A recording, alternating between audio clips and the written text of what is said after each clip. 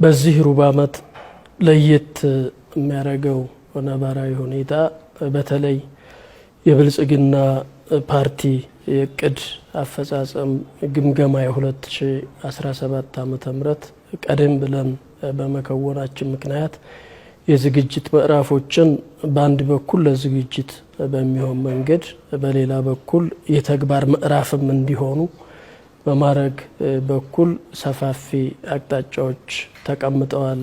ሰኔ ላይ ይሄን ማዕከል በማድረግ በዚህ 3 ወር በጣም በርካታ ተግባሮች ተከውነዋል።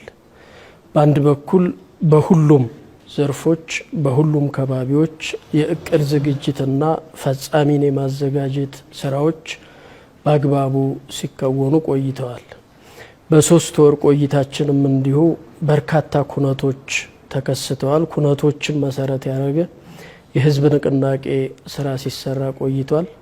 ይሄ የህዝብ ንቅናቄ ስራ በሁሉም አካባቢዎች ውጤታማ እንዲሆን ጥብቅ የድጋፍና የክትትል ስርዓት ተዘርግቶለት ሲከወን ቆይቷል። ባለፉት 3 ወራት በርካታ ስኬቶች የተመዘገቡበት ወራት መሆኑንም እንዲሁ በውይይታችን አይተናል። በዚህ ዓመት የማንሰራራት ዓመት ይሆናል ብለን ባስቀመጥነው አቅጣጫ መሰረት ባለፈው 3 ወራት ግዙፍ ፕሮጀክቶች የተመረቁበት፣ ግዙፍ ፕሮጀክቶች የመሰረት ድንጋይ የተቀመጡበት፣ ፕሮጀክቶቻችንን በፍጥነት በፈጠራ በታከለበት መንገድ መከወናችንን በተግባር ያየንበት፣ በሁሉም ከባቢዎች የሚሰሩ ፕሮጀክቶች የህዝብ ንቅናቄን ስራ ታሳቢ ያደረጉ የህዝብ ተግባቦት በአግባቡ የተከወነባቸው የህዝብ ተሳትፎ በአግባቡ የታየባቸው መሆናቸውን አይተናል። እነዚህ ስራዎቻችን በብዙ ከባቢዎች በተለይ በልዩ ሁኔታ የፓርቲያችን ኢኒሺዬቲቭ የሆኑ ስራዎችን መሰረት በማድረግ በርካታ ከባቢዎች ላይ ውጤት ማስመዝገባችንን እንዲሁ በግምገማችን በውይይታችን ወቅት አይተናል።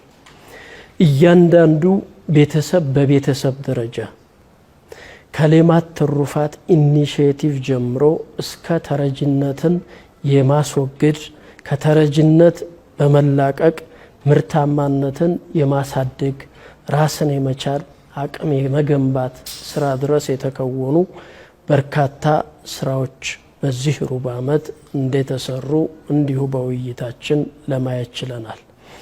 በሌላ መልኩ በዚህ ሩብ ዓመት የዲሞክራሲ ባህላችንን ሊያሳድግ በሚችል መልኩ የዲሞክራሲ ተቋማት የምንላቸው ተቋማቶች ጋር በርካታ ስራ ሲሰራ ቆይቷል።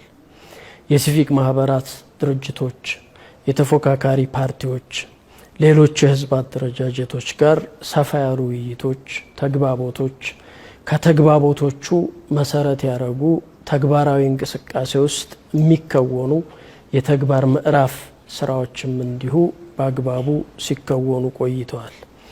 ከምንም በላይ በዚህ ሩብ ዓመት በብልጽግና ፓርቲ ደረጃ ያስቀመጥናቸው አቅጣጫዎች ሁሉም ከባቢዎች ጸጋዎችን በመለየት ሁሉም ከባቢዎች የመልማት አቅሞችን በመለየት ሀብት የመግለጥ አብዮት በሁሉም ከባቢዎች እንዲከሰት የማድረግ ስራችንም በርካታ ውጤት የመጣበት ሩብ ዓመት መሆኑን ተመልክተናል።